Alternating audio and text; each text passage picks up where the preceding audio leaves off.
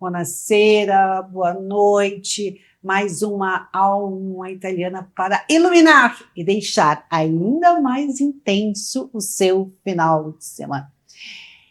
O programa Alma Italiana, você sabe, ele visita a cultura, ele visita a arte, ele visita negócios e também traz até nós histórias inspiradoras. E hoje é com muitíssimo prazer que nós vamos nos aproximar da arte, a sua força e a sua lapidação. Com muito prazer, nós recebemos 3 convidados. O pesquisador esportivo Rafael Gaúcho, muito boa noite, buonasera. Boa noite a todos, mais uma vez no seu programa. Que satisfação. Vamos dar um spoiler, Rafael. Estamos organizando a presença seguida do Rafael, que vai antecipar para nós a Arena da Copa do Mundo 2026 e também vai trazer histórias, curiosidades sobre os ídolos italianos e sobre o espaço sagrado do futebol. Contei. Posso falar algum deles que vai estar presente no nosso programa? O programa é nosso. Dino Zoff, Roberto Baggio, Giuseppe Meazza, Paolo Maldini, um italiano que marcou muito, obviamente, não somente a seleção italiana, mas Paulo Roberto Falcão, que foi o rei de Roma, Bruno Conte. Tá bem, isso fique conosco no Alma Italiana e você vai visitar as histórias através das pesquisas do nosso colega Rafael Gaúcho. Conosco também a professora de balé clássico Elizabeth dos Santos. Fazia tempo que você não nos visitava. Verdade, boa noite a todos.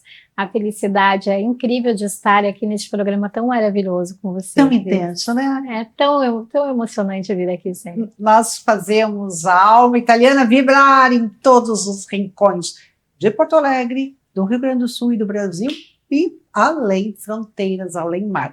Mas o que está aqui ao nosso lado também a bailarina Manuela Fernandes dos Santos, multipremiada, jovem, uma menina com muito talento e também com muitos prêmios. Esse trio de visitas, então, hoje incorporam o Alma Italiana. Elizabeth, eu começo contigo. Um assunto que faz tempo que eu quero abordar, que chama o mito da bailarina, né? A moça, a mulher que é bailarina, ela parece estar fora da caixinha. Ela é um personagem meio que alheio, um outsider do seu grupo. Isso faz algum sentido para você?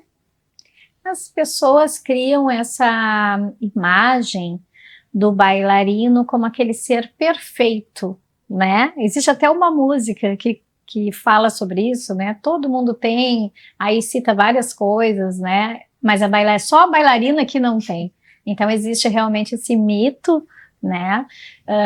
E quando a criança ela entra na escola ou quando entra mais velho, agora nós temos recebido muitos adultos, pessoas maduras que resolveram se matricular no balé clássico iniciante, adulto. E então quando elas entram com uma expectativa de que já vão na mesma hora sair dançando, e então virou meio que um mito, um personagem, quando na verdade exige bastante da pessoa que quer dançar, que quer praticar dança, exige bastante dedicação, disciplina. As coisas não são fáceis, né? Muita disciplina e uma força, uma garra que a gente trabalha muito bem no balé. No ensino do balé a gente trabalha muito a garra, a disciplina, a força, a resiliência, né? Mas, Elizabeth, tirando o estereótipo, a pessoa que dança, que é bailarina, ela acaba tendo uma postura diferenciada. Olha, essa menina linda que está aqui conosco, eu estava observando a forma como senta, a forma como sorri, a posição das mãos. Então, assim, isto fruto, um benefício do balé. A mulher, a pergunta é, a mulher se torna mais feminina? Olha, eu, 35 anos trabalhando com a dança, vejo a mudança em todas as idades. A mulher, ela se transforma com o balé, né? Existem muita atividade física no balé, mas eu acho que o diferencial de dançar é realmente essa beleza que sai, que está represada dentro. O balé, ele traz isso para fora, e a mulher, ela se transforma. Ela passa a ter uma outra visão de vida, de mundo, ela se senta diferente, ela caminha diferente, ela até para falar muda completamente a pessoa. Isso passa pela autovalorização? Às vezes eu ouço lá na escola, eu não imaginava que eu poderia fazer isso. Então eu acho que essa valorização, tu descobrir que tu tem potencialidades que na verdade estavam adormecidas, isso traz um diferencial muito grande para a vida. Qual é a forma de expressão do balé? A forma de expressão do balé depende qual a coreografia que a pessoa vai dançar do balé. Hoje em dia o balé tem outras vertentes, tem a vertente do neoclássico, que é realmente maravilhosa, que é uma vertente muito moderna, né? Se tu vai dançar uma coreografia de 1800, então tu tem que estudar como as mulheres se comportavam, os homens se comportavam naquela época, para te entender por que elas se movimentavam naquela época. Existe toda uma pesquisa, né, cenográfica, então a pessoa, ela precisa entender daquilo que ela está fazendo, e essa forma de expressão vai mudar conforme a fase que tu quer retratar quando tu monta uma coreografia. Sabe que tu estavas contando, eu estava me lembrando, eu fiz balé muito tempo com a professora Morgada Cunha. Quem não conhece a Morgada em Porto Alegre, meu abraço, icônica Morgada. A mãe da Adriana Calcanhoto. E nós estávamos no encerramento do Teatro São Pedro. Rafael, acredite. E entre uma troca de roupa e outra, eu não tirei a sapatilha. E estávamos as outras todas com os pés descalços. A primeira coisa, quando eu olhei, eu gelei, paralisa, né? Meu Deus. Aí eu olhei, a primeira coisa, olhar para ela, né? Olha como é importante, como a gente se torna criativa. E ela fez sim, e eu continuei com a sapatilha e sorri. Então, assim, naqueles momentos que tu não tens o que fazer, a tua segurança, ela toca ficha, entendeu? Não devia estar ali, com a sapatilha, aí está, continua. O que tu acha disso, Manuela? Olha, eu penso que depende do bailarino, depende muito do bailarino. Eu, por exemplo, eu sempre tive muita disciplina desde cedo, desde muito pequena, né? Comecei a dançar com 2 anos. 2 aninhos. Então eu vivencio, eu respiro o balé praticamente desde que eu nasci, desde que eu saí da barriga da minha mãe. Cresci nos teatros, cresci vivenciando esse meio da arte maravilhoso. Então, esse caminho todo, né, da minha vida junto com o balé. Então, eu tenho muita disciplina. Eu faço exatamente o que a minha professora pede, porque eu sei que é o melhor para mim. Mas, às vezes, nunca aconteceu de um imprevisto. Eu também era disciplinada, mas, assim, às vezes as coisas acontecem, né? E, assim, quando tu tem este poder de encarar as coisas o imprevisto, aconteceu. Eu considero um dos maiores aprendizados do balé esse feeling de saber o que fazer na última hora. Porque todo espetáculo, por mais organizado que esteja, sempre acontecem imprevistos. E daí? Né?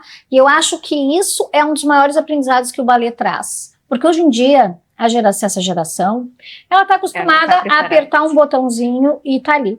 Todo o trabalho, tudo feito, tudo perfeito. Inclusive, elas querem que seja tudo perfeito. Mas é no imperfeito que nós trabalhamos o balé, né? Então, eu acho que quando tu tá num espetáculo e acontece, uma alça cai, tu tem que decidir ali na hora. Tu não tem... Ou eu fui pro lado errado, eu ensaiei 500 vezes aquela coreografia, mas no momento da apresentação, eu fui pro lado errado. O que fazer?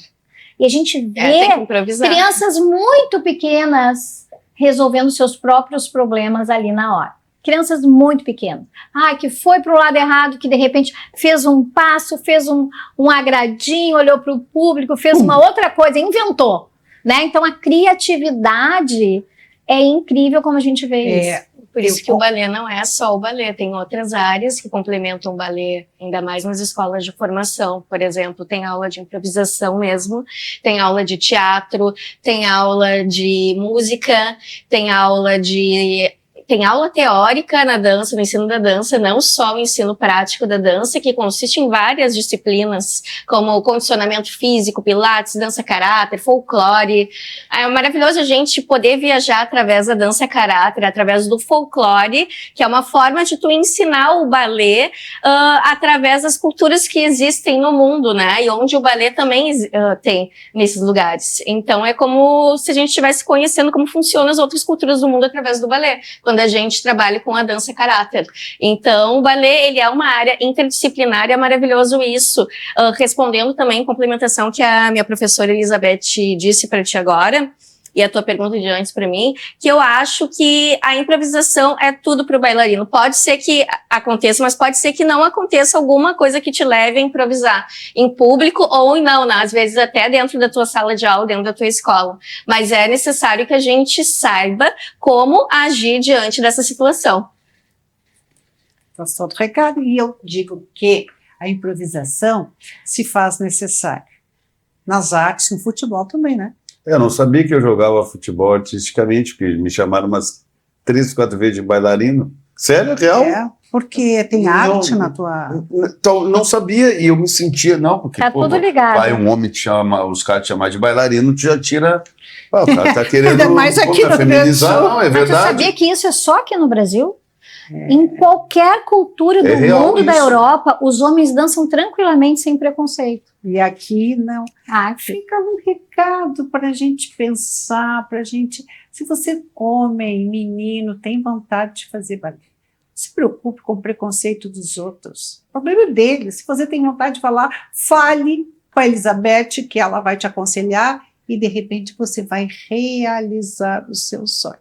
Mas você também pode realizar o seu sonho prestando atenção no recado da Casa de Escriba, e nós voltamos em seguidinha depois do comercial, enquanto você pensa e decide.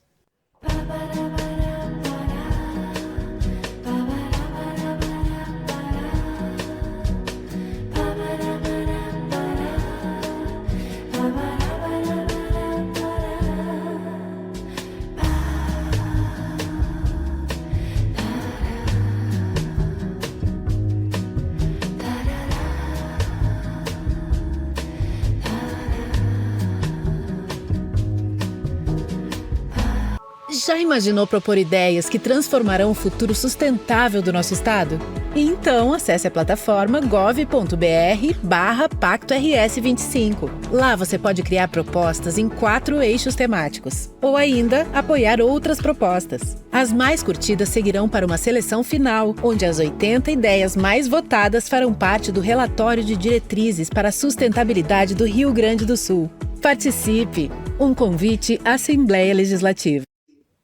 A Alma Italiana de volta para você neste episódio que fala de arte, vai falar sobre futebol, e também nós vamos dar os parabéns a Manuela. Meu Deus, que honra, que orgulho, a nossa menina. Quantos anos tu tem? Eu tenho 32 anos. Uau! Gente, o balé opera milagre. Sim, eu estava chamando ela de menina, Elizabeth, hein, Rafael? Bem, então assim, ó, quer rejuvenescer, vai fazer balé. Não tem. Tá feito, olha, eu estou impressionada. Mas impressionada eu fiquei, a nossa produção ficou, Manuela, com a tua performance. E agora, voando para o famosíssimo, prestigiado Ballet de Ópera de Paris. Mas conta para nós isso. Bom, foi assim. Eu participei ao decorrer do ano de algumas masterclasses, né? E essas masterclasses não são só aulas de ballet, só cursos. Elas valem também como audição. Por quê? Nessas masterclasses, normalmente, tem olheiros que são professores que trabalham dentro de companhias de renome internacional ou nacional, de dança, e daí eles têm a oportunidade de olhar através daquelas aulas dos bailarinos, e se alguém, assim, se eles gostarem, né, se alguém, assim, se destacar, eles gostam de chamar essa pessoa para uma entrevista, para outras questões, que foi o que aconteceu comigo. Numa dessas masterclasses que eu participei durante este ano de 2025, um dos professores que era da Ópera de Paris gostou de mim, né, do que eu fiz na aula ali, e daí ele me recomendou para uma audição, uma das audições que teriam dessa companhia. O nome dessa audição, que vai acontecer agora, entre os dias 26 a 30 de dezembro, em Paris, é Le Grand Étage, que significa o grande estágio, que eles normalmente têm 3 vezes durante o ano, mais outras audições de concurso interno, concurso externo do Ópera de Paris. A audição que eu estou participando não é aquela que tem em julho, nesse ano eu não me inscrevi, mas graças a essa recomendação, então, eu mandei meus materiais. Nós não sabemos quem foi o professor. Quem foi o professor, vamos deixar claro também, eu não sei Eles quem não é. disseram qual o professor que indicou. Só me parabenizaram que eu havia recebido uma recomendação e poderia participar a partir de então do processo seletivo, que é do Le Grand Étage, do professor Andrei Clentage, né, que é do Ópera de Paris. E ele que está organizando em nome de toda a companhia, e os professores que vão dar aula na audição, inclusive, são professores do Ópera, que vão te dar oportunidades para o Ópera de Paris, dentre outras companhias de renome internacional que foram convidadas, como o Dutch National Ballet, o Staatsballet Ballet de Berlim, outras companhias. Manuela, e o Rafael vai me ajudar aqui. Por um jovem esportista poder se projetar, ele precisa treinar e ter disciplina, mas isso passa por patrocínio. É um investimento que, às vezes, vamos combinar, as famílias não têm como bancar. No balé, né? Não é assim que acontece? Precisa de patrocínio. Com certeza. Então, aos empresários, eu já vou abrir uma campanha, aos empresários, prestem atenção nos valores que nós temos aqui no Rio Grande do Sul, o marketing esportivo, o marketing de arte, o marketing literário, hoje estão no top da cadeia das estratégias para empresas. E eu te pergunto, na questão, no momento que a bailarina se prepara, ela também precisa de um investimento profissional? Com certeza. Tem vários lados, né, quando que fazem parte da preparação da bailarina, que complementam a preparação, e não só a preparação, a formação da bailarina. Não é só ir para uma sala de aula e dançar. É muito lindo quando a gente recebe uma carta de uma companhia, assim, bem importante, bem conhecida no mundo, falando: parabéns, você foi pré-selecionada para a nossa audição agora. Daqui a 2 meses. Daqui a 2 meses, em dezembro, em Paris, imagina. Que eu iria te fazer. Sim, mas daqui a pouco a família não tem como bancar esse sonho. É R$50 mil. A viagem é 50 mil reais. Só a viagem. 20 mil, mais ou menos, as 2 passagens, né? A da professora e da bailarina. 20 mil a hospedagem. Mais 20 mil hospedagem. Caminhos com Flávia, os Caminhos com Flávia é uma gaúcha que mora há 35 anos lá, e na França, lá em Paris, e vai patrocinar a estadia. Ela tem apartamentos que ela aluga, ela leva os gaúchos daqui para conhecer Paris. Que bacana! E vai patrocinar a estadia. Então já é assim, deixa eu aproveitar para agradecer a Flávia, né? Flávia? Muito obrigada. Como é o nome da empresa? Flávia Santos. É Caminhos com Flávia. Caminhos com Flávia. Da agência de turismo Biarritz, que comercializa as viagens dela. Então ela já temos um patrocínio? Um patrocínio já temos para... Agora precisamos do patrocínio para as passagens, alimentação, transporte. Atenção! Atenção, empresário italiano, itálico e ítalo-brasileiro. Pense nessa possibilidade maravilhosa de negócio de patrocinar esta moça com 32 anos que muito nos honra. Ela é multipremiada, né, Manuela? Com certeza. Então, quem quiser saber maiores informações, confere o Instagram da Manuela ou também da sua mestra, a Elizabeth. Mas, mestre, hoje o programa está muito rico, né? Hoje nós vamos conhecer um pouco mais sobre um pesquisador esportivo com ênfase em futebol. Rafael, eu confesso que eu fiquei muito impressionada tu, né? No caso, mas me associei a essa ideia, adotei o Rafael como meu pupilo, porque ele pesquisa, ele vai manter viva as memórias do futebol. Olha, te parabenizo. Memória em jogo? Memória em jogo. Cris, quero te agradecer, porque tu estava falando do patrocínio, porque não se trata somente de tu financiar a viagem de uma pessoa, se trata de um sonho, uma oportunidade que tu está possibilitando, né, para ela. Entendeu? E eu estou tendo a possibilidade de apresentar o meu trabalho em tantos lugares aqui. Quando ontem eu fui fazer uma apresentação na Casa de Cultura de Gravataí, que legal. Eu falei só sobre os gaúchos na seleção. Teve mais de 50 alunos, eles foram de ônibus prestigiar. Mas nós fizemos uma palestra, não foi uma palestra, foi mais que isso, foi uma performance do Rafael na Sociedade Italiana, e eu me impressionei com a jovialidade, crianças, né, crianças Sim. de 10 anos perguntando sobre situações relacionadas ao futebol. E eu te pergunto, qual é a história, qual é a curiosidade que tu trazes para o Memória em Jogo hoje aqui no Alma Italiana? Primeiramente, o primeiro brasileiro que foi campeão mundial foi pela Itália.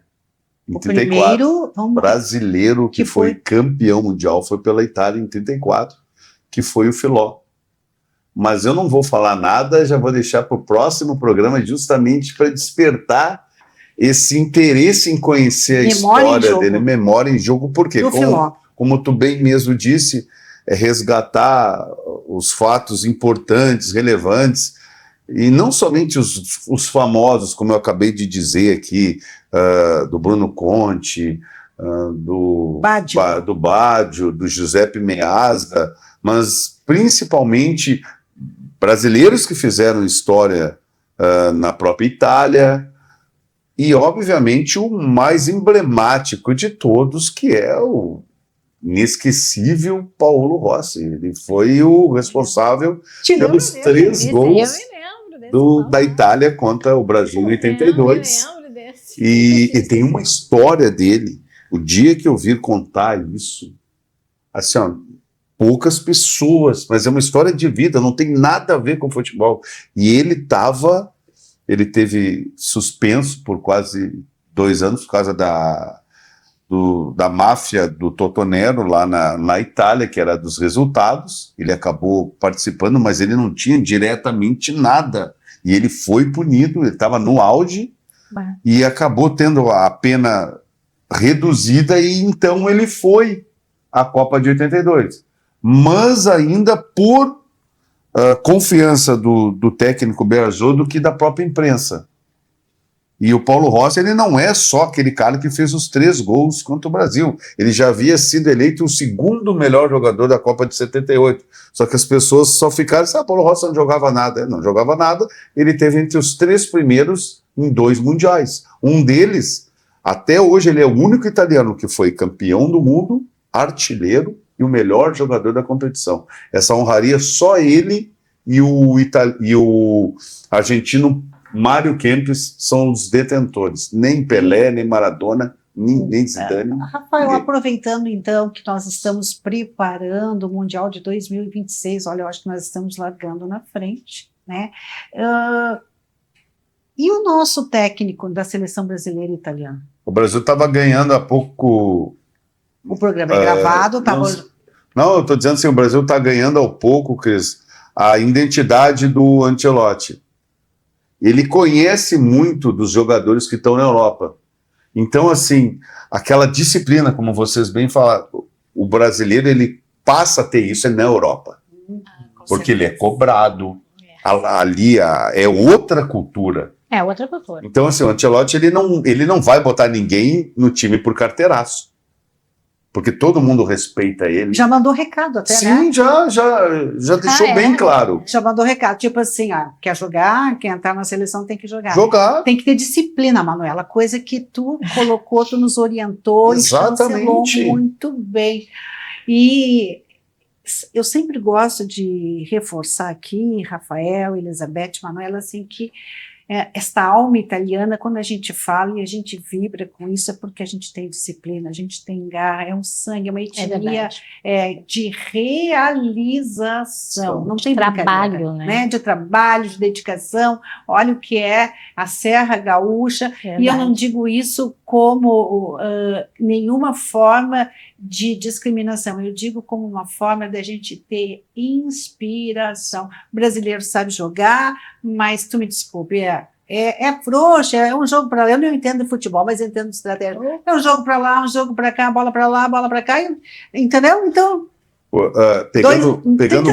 pegando o gancho do Ancelotti, ele vai fazer na seleção, acredito eu, algo que o Paulo César Carpegiani fez no Flamengo. Ele colocou o estilo gaúcho no Flamengo, que era aquele toque, aquela carioquês. Quando isso aconteceu, o Flamengo foi o quê? Campeão brasileiro e campeão da Libertadores. Depois chegou lá em Tóquio, fez 3-0 no campeão europeu, ao natural, porque ele colocou o estilo gaúcho. É gaúcho, e o Coutinho gostava dele. Então isso vai ser importante para a seleção. Eu apoio o Ancelotti e vou ter o prazer de resgatar não somente um pouco da história dele, também como jogador, mas de tantos italianos que marcaram o futebol. E este é o Memória de Jogo, que vai estar conosco por várias situações, vários episódios ao longo de 2025 e também de 2026. Manuel, nós vamos buscar um patrocinador para você. Você que pensa nisso, que de repente estender o seu pensamento sobre os benefícios de patrocinar, pode entrar em contato com a professora Elizabeth, com a bailarina Manuela. Muitíssimo obrigada a vocês, todo o sucesso do mundo. E ao nosso pesquisa, achei maravilhosa a tua ousadia de escrever o legado. A você, um excelente final de semana com muita energia, muita garra, e seja ousado. Nos encontramos intensamente no próximo Alma Italiana.